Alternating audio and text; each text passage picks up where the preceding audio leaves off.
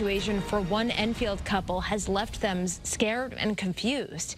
Did an out-of-state company send the police to their home because they believed they were a threat, or was it something else? Your chief investigative reporter Sam Smank has the story you will only see here on Channel 3.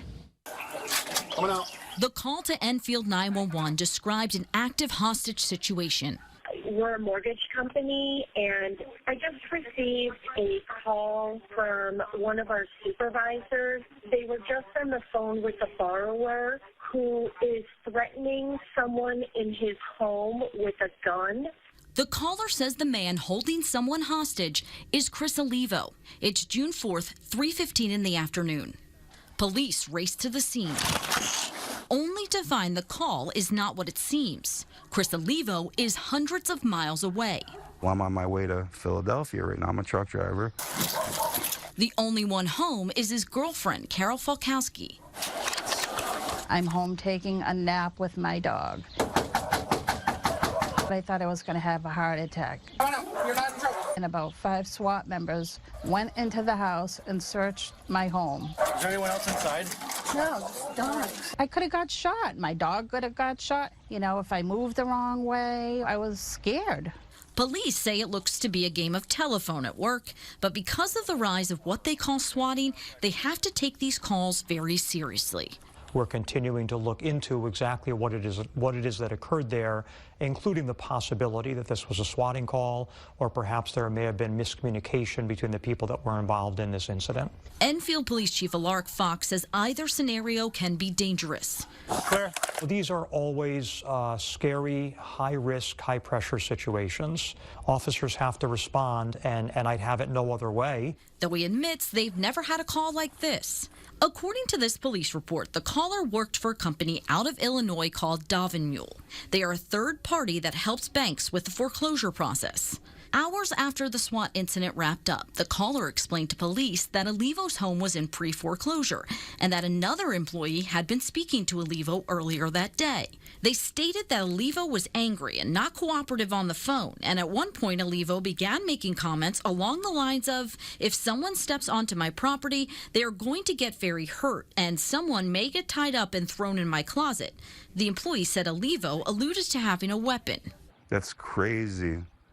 Never once did I ever state I had anybody at gunpoint or tied up in the house, and I wasn't releasing anybody. So you talked to them earlier in the day? I did talk to them earlier because I was trying to work with the litigation department.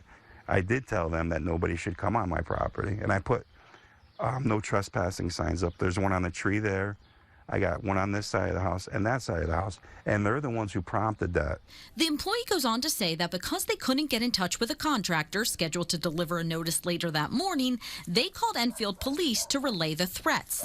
The 911 call is more specific. And one of our vendors was making an attempt to put a sign on the property, and we're not sure how this happened, but that vendor is currently in the home, in the closet, and the borrower, it seems, has a gun and is making a threat.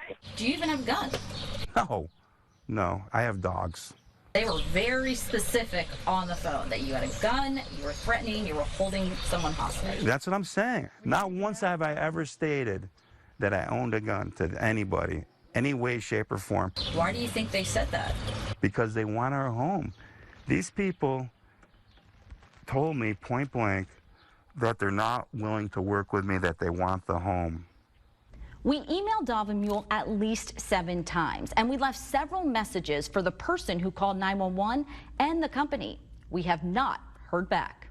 The police report says it's possible that due to misconveyance, the message was misinterpreted by the employee to EPD dispatchers. If that occurs and there's no criminal intent, then there's very likely no crime. Having said that, we're not at a point yet to know that. And at a minimum, that too is a dangerous situation. Chief Fox says whatever the situation turns out to be, people need to be careful.